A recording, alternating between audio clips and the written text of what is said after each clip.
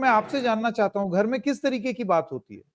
आप mummy papa से जब बात करते होंगे, क्या कहते हैं वो आपको? आप क्या क्वेरीज रहती हैं आपकी उनसे? एंड व्हाट इज योर, मतलब कोई प्लान भी सोचा होगा ना, उन्होंने कुछ बताया होगा आपको? तो उनका तो यही है कि सीयूईटी पे तो भरोसा अभी कुछ उन्हें ज़ीरो है, कि बिल्कुल भी उन्हें भरोसा ही नहीं है कि कब आएगा रिजल्ट, कब कहाँ मिलेगा एडमिशन, क्या नॉर्मलाइजेशन कैसे होगी।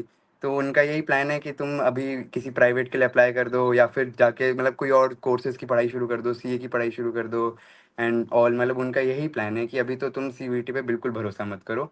नीट के बाद उन्हें खुद भरोसा नहीं रहा उस पर। अब ये Siddhant and Gargi, see you come from, I would say Gargi और सिद्धांत दोनों ही, आपके मम्मी पापा एक सेकंड ऑप्शन की एक प्लान बी ले लो, मेरे ख्याल से इस तरीके की बात। गार्गी, आपके साथ भी यही होता है बेटा? आपके घर में भी मम्मी पापा ने यही बोला कि कंसिडर करो कुछ और? यस सर, यही बोल रहे हैं कि एटलीस्ट कुछ प्राइवेट यूनिवर्सिटीज में अप्लाई कर दो। बट द थिंग इज कि एवरी प्राइवेट यूनिवर्सिटी में जिसमें तुम अप्लाई करते हो, just for applying there is amount of 2 to 3,000 that has to be paid. And I am getting a score by the provisional answer key that I can think कि I can get very strongly get a government college। तो मैं वही target कर रही हूँ। But parents इतने ज्यादा stress में है कि एटलीस्ट कोई कॉलेज ले लो, बिकॉज दे आर सीइंग कि आसपास सारे बच्चों ने प्राइवेट कॉलेजेस ले लिए हैं।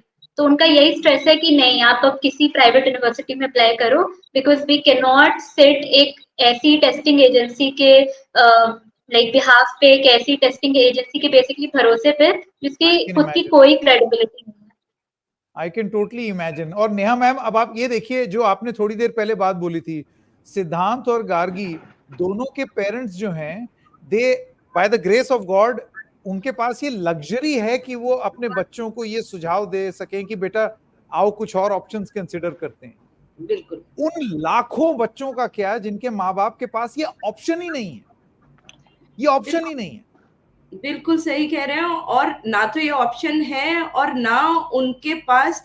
देखिए, एक आप कितना भी ऑप्टिमिस्टिक हो, बट एक पॉइंट के बाद कहीं ना कहीं आपका जो मन है ना, वो आपका साथ देना बंद कर देता है ऑप्टिमिज्म के फैक्टर को लेकर।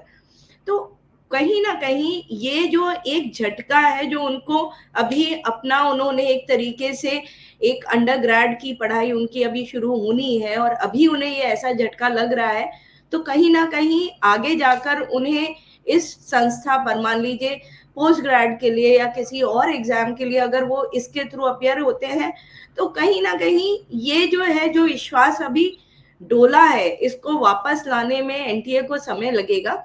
और यहाँ मैं एक चीज छोटी सी याद दिलाना चाहूंगी सबको कि जो भी एग्जाम्स अभी एनटी सीयूईटी की बात हम नहीं करते क्योंकि सीयूईटी एक नया एग्जाम है, बट चाहे नीट हो चाहे जेई हो, ये सारे एग्जाम्स पहले सीबीएसई करवाती थी और सीबीएसई बोर्ड भी मैनेज करती थी, बोर्ड के एग्जाम्स भी मैनेज करती थी और साथ में बहुत ही खूबसूरती से ये सारे एग्जाम्स भी हुए। मुझे नहीं लगता कि इतने बड़े पैमाने पर कभी सीबीएसई जब एग्जाम करवा रही थी तो इस तरीके के कोई इश्यूज आए हैं, मुझे याद नहीं पड़ता। मेरे आपका सजेशन क्या है? आपको लगता है कि जब तक आप एक बेहतर एनटीए बना सकें, कम से कम देश के बच्चों के साथ आप एक्सपेरिमेंट और खिलवाड़ मत कीजिए? Let's go back to the CBSE ना। एक संस्था है, वो करवा रही है, आपने ला करके उसको और कबाड़ा कर दिया। बिल्कुल, मुझे लगता है कि पहले तैयारी कर लो। बिल्कुल, सीबीएसई प्री इंडिपेंडेंस स्थापित हुई एक संस्था है और वहां से लेकर अभी तक की उसकी जो लगभग 75 साल के ऊपर की जो जर्नी रही है, उसमें उसने अपने सिस्टम्स को रोबस्ट कर लिया है। वो उसका सारे देश में और विदेश में भी बहुत सारे स्कूलों से एक बहुत अच्छा कनेक्ट है। तो क्यों नहीं उस नेटवर्क का, भाई है तो सेम ही सिस्टम ना, सब मिनिस्ट्री ऑफ एजुकेशन के अंडर ही आते हैं, तो क्यों नहीं जो सिस्टम ऑलरेडी हमारे पास अवेलेबल है, हम उस बेहतर सिस्टम का अभी फॉर द टाइम बीइंग, जब तक हमारे को एक हमें मालूम नहीं पड़ जाता कि हमें कहाँ करेक्टिव मेजर्स लेने की जरूरत है, जब तक ये क्लियर नहीं हो जाता, हम क्यों नहीं उसका, उस फैसिलिटी का, उस संस्था का यूज कर सकते हैं। तो ये एक इंपॉर्टेंट सजेशन आया है। डॉक्टर शर्मा कह रही हैं कि जब आपके पास एक अच्छा सिस्टम है जो चल रहा था, मैं कह रहा हूं नो सिस्टम इज परफेक्ट है, तो इसी समाज के लोग, लेकिन इससे तो बेहतर ही था ना सीबीएसई। ये जो हमने the mess we have seen, इससे तो बेहतर ही काम कर रहे थे वो अब तक। तो जब तक आप इसको, आपकी बहुत बढ़िया विजन होगी एनटीए को लेकर के, यूनिफाइड एंट्रेंस एग्जाम को लेकर के, लेकिन पहले सिस्टम ठीक कर लो, तब शिफ्ट करना, अभी नहीं, क्योंकि आप बच्चों के भविष्य के साथ खिलवाड़ कर रहे हैं। केशव जी, मैं आपसे ये पूछना चाहता हूं, इस सीयूईटी एग्जाम में कितने बच्चे प्रभावित हो रहे हैं? आज कितने घरों में, कितने परिवारों में गवर्नमेंट इंड्यूस्ड एंजाइटी है? मैं बहुत कॉन्शियसली कह रहा हूं, गवर्नमेंट इंड्यूस्ड एंजाइटी। देखिए 14 लाख बच्चे लगभग सीयूईटी, 13 से 14 लाख बच्चों ने यानी कि 14 लाख परिवार में, परिवार। और आप ये देखिए गवर्नमेंट से ज्यादा इसमें देखिए रोल आएगा गवर्नमेंट का, पर इस साल जो एनटीए उजागर हुआ है, आप समझिए एनटीए क्यों लाया गया था। एनटीए इसलिए लाया गया था कि सीयूईटी में जो डीयू में एडमिशंस होते हैं, केरला या वहां के बच्चे बोर्ड में नंबर ज्यादा लाते थे और वो घुस जाते थे। दूसरा, सरकार का जो तर्क है वो ये है कि हम रूरल बच्चों को आगे लाएं। अब आप देखिए जो री एग्जाम का नोटिफिकेशन 19 जुलाई को निकला, आधे रूरल बच्चों को पता ही नहीं चला कि अप्लाई कैसे करें और क्या करें।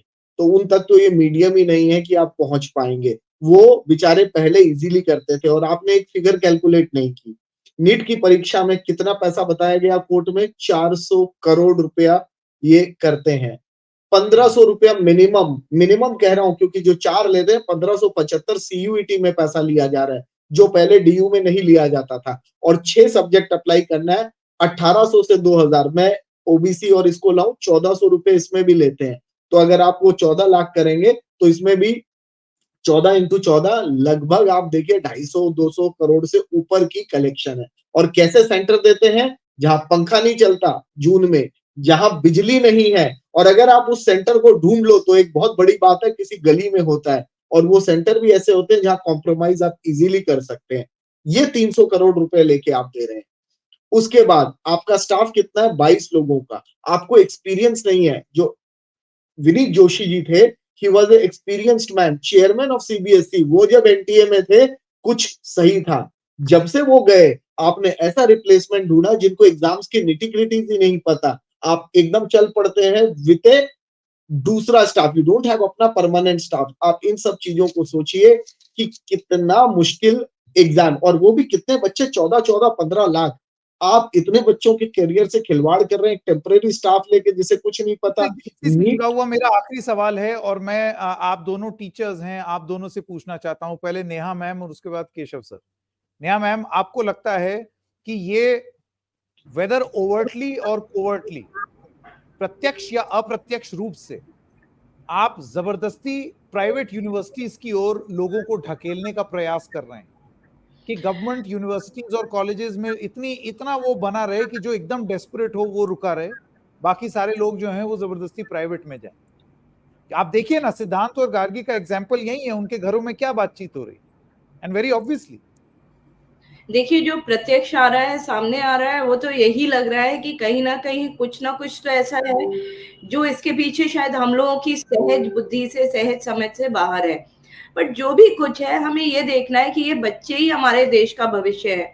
अगर हम इनके भविष्य की सुरक्षा नहीं कर सकते हैं तो फिर हम बड़े लोगों को कहीं ना कहीं ये समझना पड़ेगा कि हम अपनी नाकामी हमारी जो है वो शायद बिल्कुल we are letting them down, and ये हमारी सबकी कलेक्टिव रिस्पॉन्सिबिलिटी है।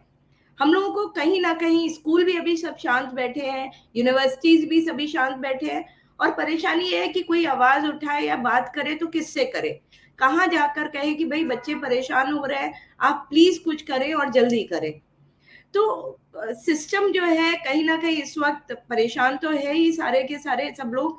बट हाँ, यही चीज है कि चलिए, यही we can keep fingers cross कि जल्दी ही रिजल्ट बाहर आ जाएगा। शायद ऑन अ पॉजिटिव नोट मैं ये कहना चाह रही हूँ कि वो रिजल्ट में समय इतना ज्यादा इसलिए लग रहा है कि वो चाह रहे हैं कि सब कुछ अच्छे से चेक कर ले, ताकि जो परेशानियां नीट के रिजल्ट के सामने फेस करनी पड़ी वो सीयूईटी के रिजल्ट के लिए ना फेस करनी पड़े।